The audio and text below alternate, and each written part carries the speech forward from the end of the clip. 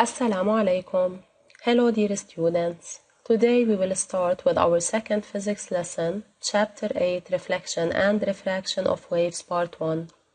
By the end of this chapter, you will be able to describe the functioning of a ripple tank, to recognize different wavefronts, to explain the phenomenon of reflection of waves and its characteristics, to explain the phenomenon of refraction of waves and its characteristics.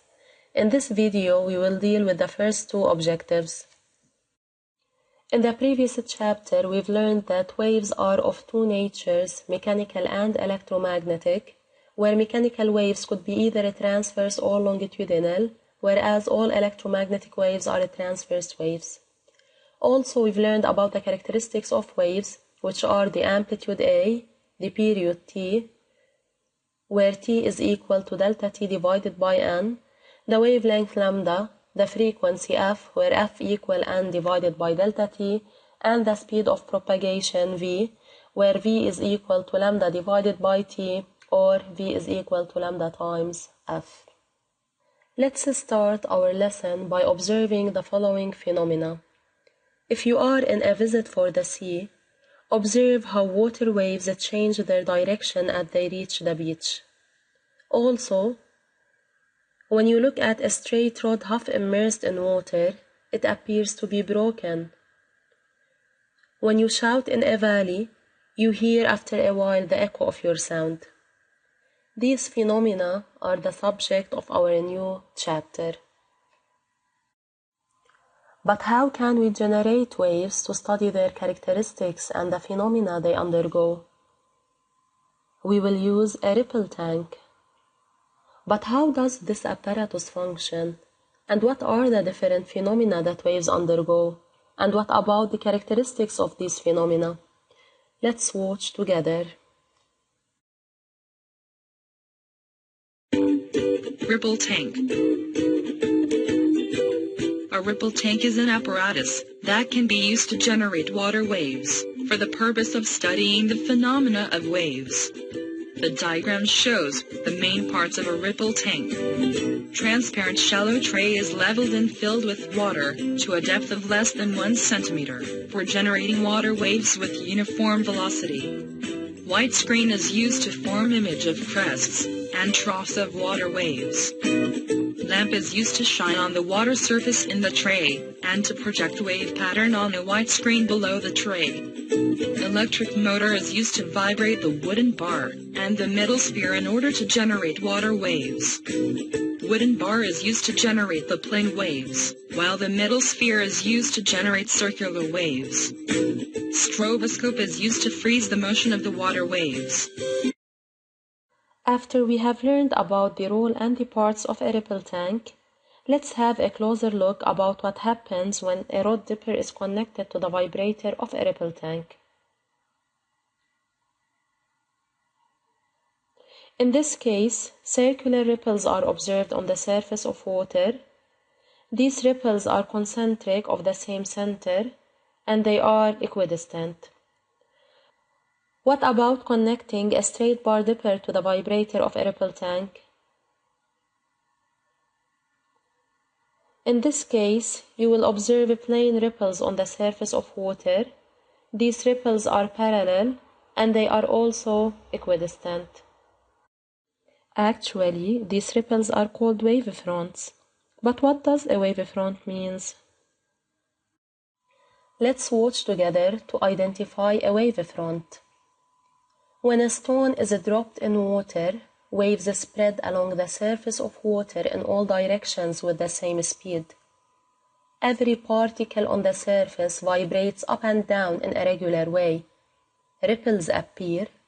These ripples on the surface of water form a regular pattern of concentric circles. These circles mark the crests of the propagating wave. All the particles on these circular ripples are vibrating with maximum amplitudes.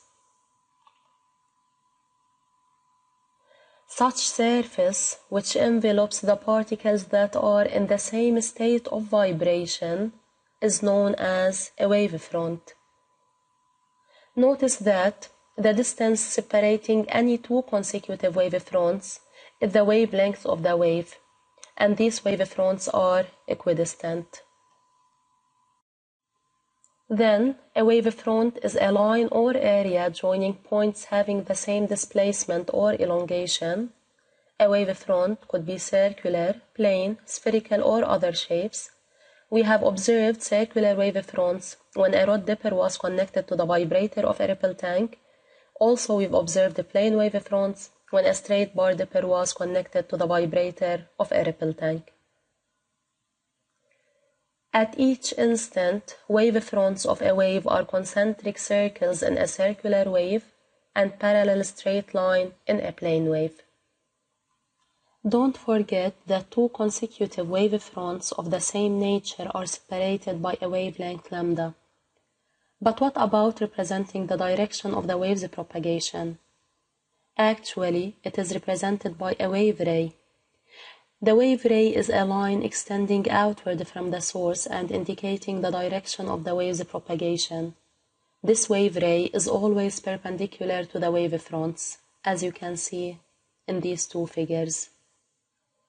Now, let's try to illustrate the idea of a wavefront. Please pause the video, prepare an A4 paper, a pen, and a ruler. Start by folding the A4 paper about 5 or 6 identical folds to form the shape observed in the figure. Observe the paper from one side where the crests and the troughs appears as point. Turn the paper on the other side so that you can observe the surface of the wave that shows that each crest or trough is actually a set of points having the same displacement or elongation. The line or area joining these points is called a wavefront. Measure using a ruler the distance separating two consecutive wavefronts. You will notice that the distances are equidistant.